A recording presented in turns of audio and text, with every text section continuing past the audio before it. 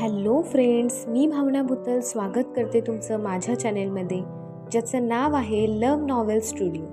चला तर मग स्टोरीला सुरुवात करूया.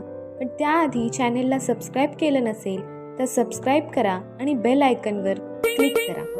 कथेचं नाव आहे मिस्टर सोलमेट, मी फक्त तुझीच. लेखिका भावना भुतल, व्हिडिओ एडिटर सोनाली जाधव, स्वर शिखा भुतल. मिस्टर सोलमेट भाग 91. ए स्वीटहार्ट, काय झालं? युगने प्रेमानेच तिला विचारलं. ते मला इथून जायला बोलले. मला तुम्हाला सोडून कुठेच नाही जायचंय. अविरा रडतच म्हणाली. कोण जायला बोललाय तुला? युगने थोडं रागातच विचारलं. आता पुढे, मी बोलली तिला. अनुराधा देशपांडे गरजल्या. भरभर झिने उतरत त्या युग आणि अविराजवळ येऊ लागल्या. त्यांना आणि त्यांच्या चेहऱ्यावरचा राग बघून अविरा पुन्हा युगच्या मागे जाऊन लपली. पाठून त्याचा शर्ट अगदी घट्ट पकडून होती ती. अनुराधा! हर्षवर्धन देशपांडे स्वतःच्या बायकोला आवाज देत तिच्या मागे येऊ लागले. डॅडी! स्वतःच्या वडिलांना बघून युगला खूप आनंद झाला, पण सावत्र आईच्या मागे तिची समजूत काढत फिरणाऱ्या स्वतःच्या वडिलांना बघून क्षणभरातच युगचा चेहरा पुन्हा पडला. भरभर जिने उतरत त्यांनी स्वतःच्या बायकोचा हात पकडत तिला अडवलं. मी आज अजिबात शांत बसणार नाहीये. हर्षवर्धन देशपांडेंचा हात झटकत अनुराधा देशपांडे रागातच त्यांच्यावर गुरगुरल्या आणि पाय आपटतच त्या युग समोर येऊन उभ्या राहिल्या. तुझी आई तर मला भरपूर त्रास देऊन गेली.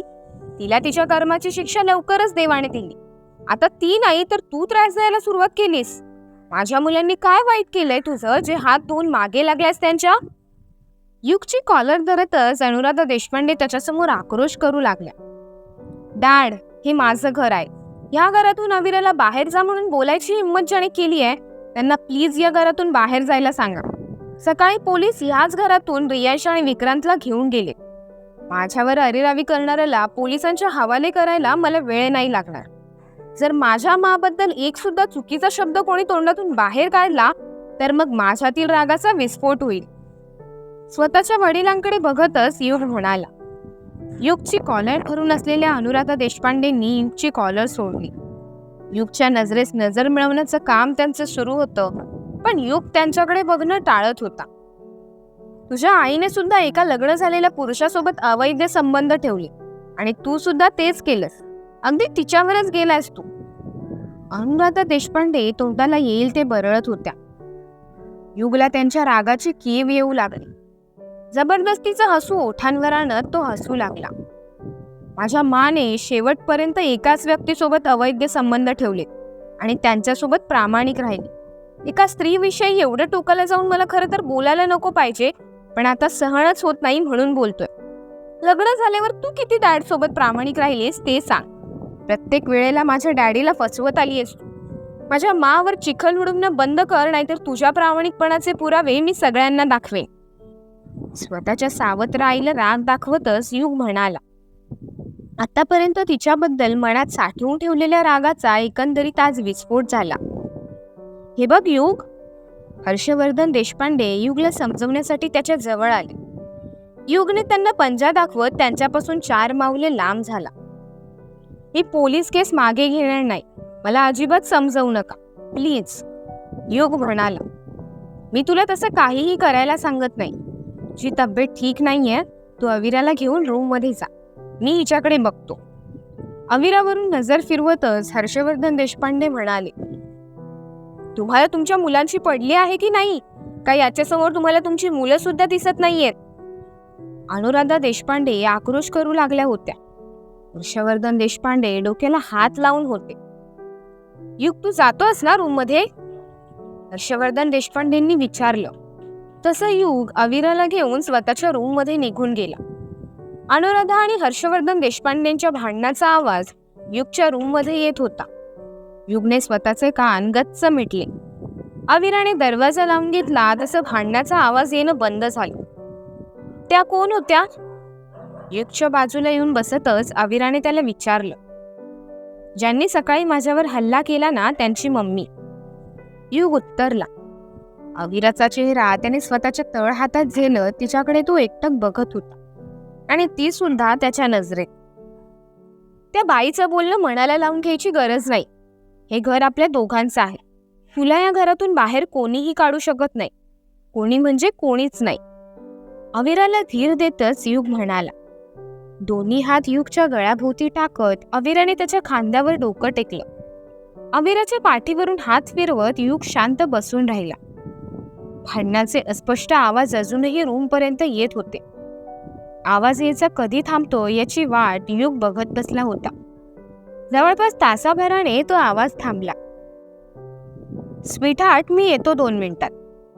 अविराला स्वतःपासून लांब करतच युग म्हणाला, आणि पोट धरतच तो हळूच उठला. सांभाळून. अविरा त्याला सावरतच म्हणाली, आय एम ओके ग स्वीटहार्ट, तू इथेच बस, मी आलोच. प्रेमाने अविराच्या गालावरून हात फिरवतच युग म्हणाला. स्वतःच्या वडिलांना भेटायला म्हणून तो रूम बाहेर पडला होता. स्वतःच्या बायकोला घराबाहेर करून हर्षवर्धन स्वतःच्याच रूम मध्ये जायला निघाले होते. डॅडी, युगने त्यांना आवाज दिला. पोट धरतच तो त्यांच्या दिशेने जाऊ लागला. हर्षवर्धनने स्वतःच्या चालण्याचा वेग थोडा वाढवला. युग जवळ येऊन त्यांनी युगला स्वतःच्या मिठीत घेतलं. मी तुझ्यावर खूप रागवलोय, खूप म्हणजे खूप. हर्षवर्धन देशपांडेंचा हळवा स्वर थेट युगच्या हृदयात भिडला. त्यांच्या खांद्यावर ठेवलेलं डोकं युगने बाजूला केलं. हर्षवर्धन देशपांडे यांच्या नजरेत तो बघू लागला. आपले वडील आपल्यावर का रागवले याचं उत्तर तो हर्षवर्धन देशपांडे यांच्या नजरेत शोधू लागला. युगच्या खांद्याला धरत हर्षवर्धन देशपांडेंनी त्याला स्वतःच्या रूम मध्ये नेलं. युगला बेडवर बसवलं आणि रूमचा दरवाजा बंद करून त्यांनी घेतला. का रागवले तुम्ही माझ्यावर? हर्षवर्धन त्याच्या जवळ येऊन तसं त्यांनी त्याला विचारले. तू अंगदला किडनी डोनेट केलीस ना? हर्षवर्धनने थोडं रागातच विचारलं. त्याला गरज होती ना डॅड. युग स्वतःच्या वडिलांना समजावतच म्हणाला. तुला तुझ्या फ्युचरची काळजी आहे की नाही? माझ्यासोबत खोटं पण बोलायला शिकला तू? तुझ्याकडे बघून मी आतापर्यंत जिवंत आहे युग, आणि आता तू सुद्धा मला रंग दाखवू लागलास तुझे. हर्षवर्धन यांनी थोडं रागातच विचारले.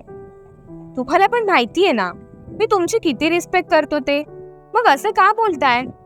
मला तुम्हाला हर्ट नव्हतं करायचं. I am sorry. स्वतःच्या वडिलांना मिठीत घेतच युग म्हणाला. किडनी वगैरे डोनेट करणं गरजेचं होतं. पुढे तुला काही त्रास झाला म्हणजे का वेड्यासारखं वागतो तू? ते काही नाही, आपण आत्ताच्या आत्ता हॉस्पिटलमध्ये जातोय आणि माझी किडनी तुला लावून घेतोय. हर्षवर्धन म्हणाले तेव्हा स्वतःच्या वडिलांचं बोलणं ऐकून युग हसू लागला. मी सिरियसली काही बोलतोय आणि तू हसतोस कसला? हर्षवर्धन यांनी हलकच युगच्या गालावर मारत म्हटलं. तुम्ही हसायला येईल असंच बोलताय, मग हसू नको तर काय करू? युगने हसतच हर्षवर्धनच्या खांद्यावर मान टाकली. तू हॉस्पिटलमध्ये येत नाहीयेस? हर्षवर्धनने विचारलं. सोपं आहे का ते सगळं? आणि एका किडनीवर माणूस भरपूर आयुष्य जगतो. तुम्ही नका टेन्शन घेऊ. मला तुम्हाला कोणत्याच त्रासात बघायला नाही जमत. वडिलांची समजूत काढतच युग म्हणाला. पुढे भविष्यात तुला त्रास होऊ नये म्हणून काळजी वाटतेय. हर्षवर्धन अजूनही काळजीतच होते. नाही होणार त्रास, आणि झालाच तर तुम्ही आहात की माझी काळजी घ्यायला. वडिलांच्या गालावर ओठ टेकवतच युग म्हणाला. स्वतःच्या वडिलांना मनवायला युगला लगेचच जमायचं. हर्षवर्धन देशपांडेंनी त्याचा गाल थोपटला. डोळे काठोकाठ पाण्याने भरले होते त्यांचे, तरी त्यातल्या त्यात त्यांनी युगचं टी शर्ट वर करत त्याला किती जखम झालीये ते पाहू लागले.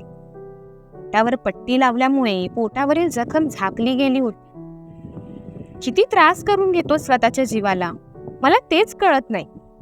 युगला होणारा त्रास बघून हर्षवर्धन अस्वस्थ होत होते. नाही, काही त्रास होत मला. तुम्ही नका ना काळजी करू. ती गेली का ते सांगा मला. युग विषय बदलतच म्हणाला. नाराजीतच ते हुंकारले. मी पोलीस केस मागे नाही घेणार. युगने स्वतःचा निर्णय सांगितला. तुला जे योग्य वाटतं ते कर. तसंही मी आतापर्यंत तुझ्याकडे बघून जिवंत राहिलो. तुझ्याशिवाय माझं या जगात कोणीच नाही. माझ्यासाठी आतापर्यंत तू भरपूर ऍडजस्ट केलंस. आता अजून काही करू नकोस. युगचा खांदा थोपटतच हर्षवर्धन म्हणाले, मला आविरासोबत लग्न पण करायचंय. युग थोडं घाबरतच म्हणाला, परमिशन मागतोयस की तू तुझा निर्णय सांगतोयस? हर्षवर्धनने विचारलं. तुम्ही मला माझ्यापेक्षा खूप चांगलं ओळखता. तुम्हाला माहिती आहे मी काय करतोय ते. युग म्हणाला. तसं हर्षवर्धन थोडा वेळ शांत बसले. युग त्यांच्याकडून उत्तराची अपेक्षा करत होता. काय होईल पुढे? हर्षवर्धन देशपांडे देतील का परवानगी युग आणि आविराच्या लग्नाला? कळेलच पुढील भागात. धन्यवाद.